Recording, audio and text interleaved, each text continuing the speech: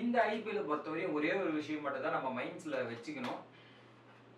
இந்த ஐபிஎல் பொறுத்தவரையும் ஒரே ஒரு விஷயத்த நீங்க மைண்ட்ல வச்சுக்கிட்டா போதுங்க. எதிர்பாராததே எதிர்பாருங்கள். பிக் பாஸ்ல சொல்ற மாதிரி இந்த ஐபிஎல்லையும் பல விஷயங்கள் எதிர்பாராததான் நடக்கும் அப்படின்ற மாதிரி நடந்திருக்கு.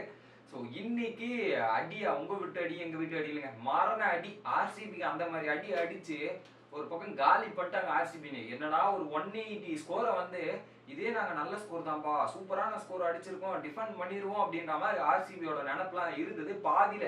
ஸோ அந்த ஃபர்ஸ்ட் இன்னிங்ஸ் முடிவில் விராட் கோலி பேசும்போதே அப்படிதாங்க சொன்னாரு.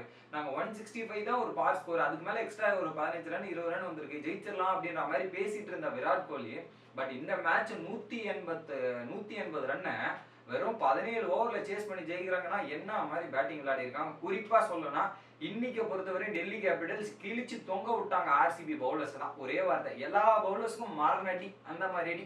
அதுவும் குறிப்பா ஓப்பனிங் பவர் பிளேல 70க்கு 1 அப்படின்ற மாதிரி ஒரு பக்கம் டேவிட் வார்னர் அடிக்கிறாருன்றது வேற, ஆனா இன்னொரு பக்கம் இந்த பில் சால்ட்ன்றவர் வந்து வேற மாதிரி அடிக்கிறாருங்க. ஸோ இதுல நடுவுல வந்து நம்ம ஆர்சிபிக்கு எங்க திணற ஆரம்பிச்சாங்கன்னா ஸ்ட்ரைக் பவுலரான சிராஜ் இருக்காரு பாருங்க, அவர் எப்பவுமே விக்கெட் எடுத்து கொடுத்துட்டு இருப்பாரு. அவரே பாத்தீங்கன்னா 2 6 ஒரு 4ன்ற மாதிரி 2வது ஓவர்ல போயிட்டு அடிச்ச உடனே அங்கேயே ஒரு வாக்குவாதம் போயிருச்சு. பில் சால்ட்டுக்கும் சிராஜுக்கும், என்ன நீ இப்படி பேசுற அப்படின்ற மாதிரி சண்டை, ஒரு பக்கம் மிரட்டுற மாதிரி இந்த மாதிரிலாம் போயிட்டு இருந்ததுல அதுக்கப்புறம் நீ மிரட்டு வேணா மிரட்டுப்பா, நீ மிரட்டினதுக்கு உன் பவுலர்ஸுக்கு தண்டனை இருக்குப்பா அப்படின்ற மாதிரி அவங்களுடைய பவுலர்ஸ் ஒவ்வொருத்தரையும் கிழிச்சு தொங்க விட்டாங்க. ஆர்சிபி கிட்ட வேற வழியே இல்லைங்க. ஸோ அவங்களோட மெயின் பவுலர் அட்டாக் அடிச்சதுக்கு அப்புறம் வேற பவுலருக்கு ஆப்ஷன் போகும்போது எல்லா பவுலரையும் டார்கெட் பண்ணதுக்கு அவங்க கிட்ட விடையே இல்லை. ஸோ இம்பாக்ட் பிளேயர் இருந்த அஸ்வினும் சரி எல்லாரையும் போட்டு கும்மா குத்துற மாதிரி மொத்தமா குத்தி எடுத்துட்டாங்க ஒரு பக்கம் டிசி. அதுலயும் பாத்தீங்கன்னா 3 பேட்ஸ் அந்த டெல்லிக்கு பொறுத்தவரையும் அந்த விக்கெட் பார்ட்னர்ஷிப் வராது, இதெல்லாம் வராது. ஆனா இன்னைக்கு 3 50+ பார்ட்னர்ஷிப். அதுலயும் பாத்தீங்கன்னா 32 பால்ல எல்லா 50+ பார்ட்னர்ஷிப்பும் ஒரு பக்கம் வந்திருக்கு. அந்த 32 பால் தொட்டோடனே விக்கெட்டை விட்டுருவோம் அப்படின்ற மாதிரி ஒரு முடிவெடுத்தே வந்திருப்பாங்க போல. ஸோ அந்த 32 பால் பார்ட்னர்ஷிப் ஆனோட விக்கெட் போயிருது. பட் இன்னொரு பக்கம் பில் சால்ட் வந்து ஒரு 80க்கு மேல ரன் வந்து 200 ஸ்ட்ரைக் ரேட்ல எல்லா ஓவரும் 4 6ன்னு அடிச்சு, ஸோ மொமெண்டம் டெல்லி கையில இருந்து ஆர்சிபி பக்கம் போகாத அளவுக்கு பேட்டிங் விளையாண்டாங்க. அதுக்கப்புறம் மிச்சில் மார்ஸா இருக்கட்டும், டேவிட் வார்னர் போனதுக்கு அப்புறம் மிச்சில் மார்ஸ் வந்து அந்த மொமெண்டத்தை எடுத்துட்டு போனாரு. அதுக்கப்புறம் ரைலி ரூசியன் வந்து அவரோட மொமெண்டத்தை எடுத்துட்டு போனாருன்ற மாதிரி கம்ப்ளீட்டா வேற மாதிரி ஒரு டீமா தெரியுது. எனக்கு தெரிஞ்சு டெல்லி கேபிட்டல்ஸ் இன்னைக்கு ஆடினாங்க பாருங்க ஒரு பேட்டிங், அதுதாங்க அவங்களோட ரியல் பேட்டிங், அவங்க கிட்ட இருக்க பொட்டன்ஷியல். இதே மாதிரி இந்த ஸ்டார்டிங்ல இருந்து ஆடி இருந்தாங்கன்னா டாப் 4ல ஒரு பயங்கர டீமா அவங்க தெரிஞ்சிருப்பாங்க. ஏன்னா பவுலிங் அவங்க பக்கம் நல்லாவே இருக்கு, அந்த பேட்டிங்ல தான் பல விஷயங்கள் சொதப்பி இருக்காங்க. இதே மாதிரி ஆடி இருந்தாங்கன்னா டாப் 4லாம் வேற லெவலா இருந்திருப்பாங்க. அந்த மாதிரி ஒரு பெர்ஃபார்மன்ஸ் பண்ணியிருக்காங்க.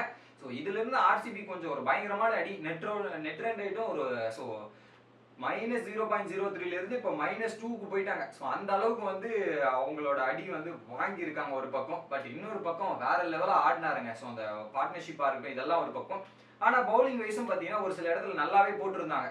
ஸோ ஒரு பக்கம் ஃபாஃப் டு பிளேஸ் விக்கெட் எடுத்துக்கு அப்புறம் ரன்னை கன்சிடர் பண்ணாம மெயின்டைன் பண்ணிட்டு இருந்தாங்க. பேக் டு பேக் மேக்ஸ்வெலோட விக்கெட் வந்து பால்லே வந்து டக் அவுட் எடுத்தார் மிச்சில் மார்ஷ். கம்ப்ளீட்டா வந்து ஓவரால் பர்ஃபார்மன்ஸே வந்து டெல்லி கேபிட்டல்ஸ் வேற லெவலா பண்ணிட்டாங்க.